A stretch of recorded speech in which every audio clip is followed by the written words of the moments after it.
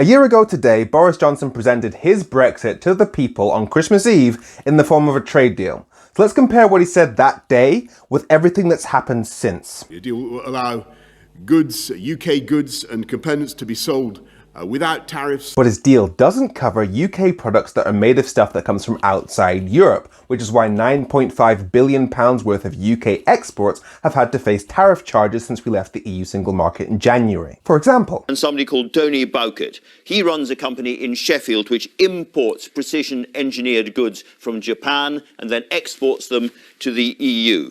And under your Brexit deal, he says he has to pay duties because of rule of origins requirements. Many of his products now require export licenses, and every shipment to Europe has gone from costing him £0 to cost him hundreds of pounds. He has been advised that his best option now is to relocate the majority of his operations from Sheffield to the continent. A deal which will, if anything, allow our companies and our exporters to do even more business with our European friends. But by March, the Small Business Federation reported that a quarter of UK businesses that used to sell to the EU had to stop selling to the EU because of Brexit, and by November, half of UK businesses had either reduced trade to the EU or stopped altogether. And there'll be no non-tariff barriers to trade. Now, not only was that proven to be a lie in less than a month, but when he was called out for it in that press conference, he tried to say, what I'm talking about is barriers on the grounds of, your plugs won't work in our country, therefore they're banned or whatever.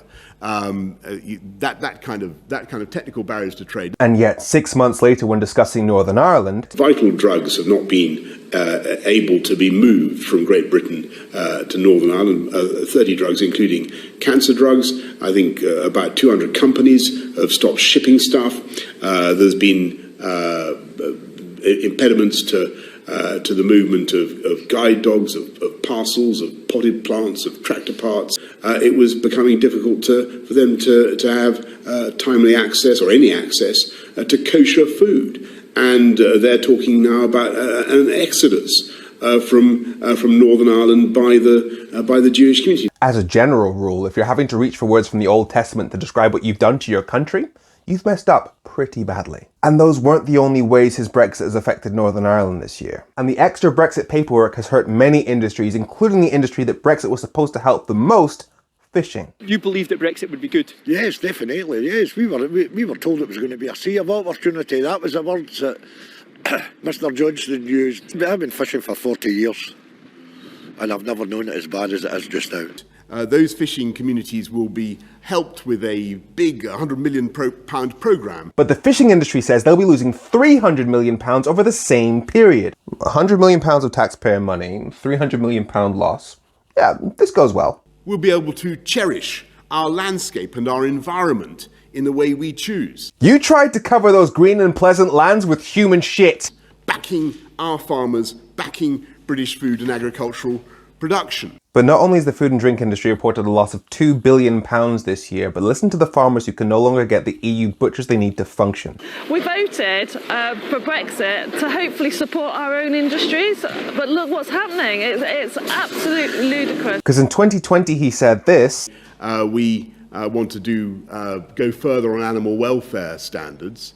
And it might be that we do things, for instance, on how you rear pigs. And now he's saying this. 120,000 pigs are going to have to be killed and incinerated if there is no answer to the shortage of abattoir and butchery workers in the next 10 days. That would be the single biggest cull of healthy animals ever to happen in the history of British agriculture. Yeah. You have 10 days to deal with that. What are you going to do? Yeah. Well, I hate to break it to you, Andrew, but I'm afraid that our food processing industry does involve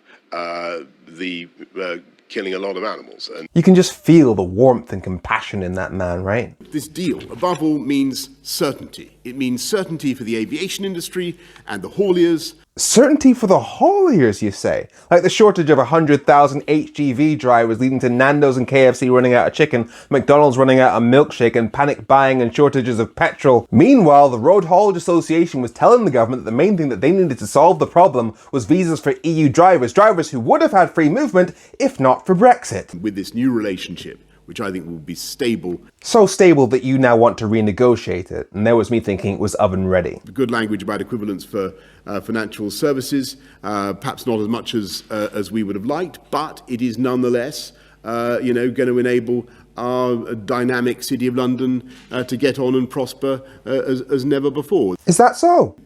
We will be able to set our own standards. And that's one of the key problems with Brexit, because the whole point was to take back control, to change our regulations. And yet throughout this year, Conservatives have been complaining that we haven't been doing that. In fact, Chief Brexit negotiator Lord Frost just resigned partly because we haven't been doing that. And the reason Boris Johnson hasn't been doing that is because he knows he signed a deal that says that if we change our rules too far away from the EU's rules, then there'll be consequences for trade like tariffs. Which means that all the damage to the UK that I just described, it was for nothing.